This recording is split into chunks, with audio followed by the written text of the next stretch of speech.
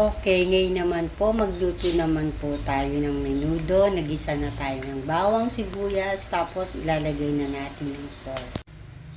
Ayan, ilagay na natin yung pork, tapos halu-haluin lang natin siya ng 5 minutes para masangkod siya po sa toyo. Mamaya lalagyan natin ng toyo.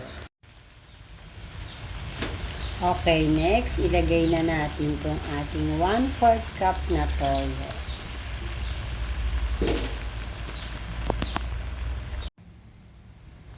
Ayan, habang pinapalambot po natin yung pork, inilagay ko na po yung tomato sauce para lumasa na po siya.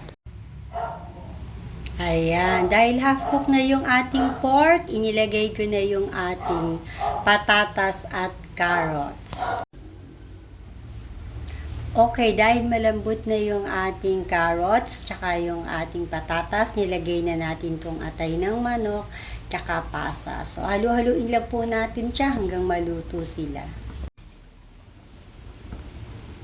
Okay, halu-haluin lang po natin ng konti, tapos luto na po ang ating menudo. Yan, ganun lang po siya kasimpleng lutuin. So, please continue to follow me here on Facebook using Reels.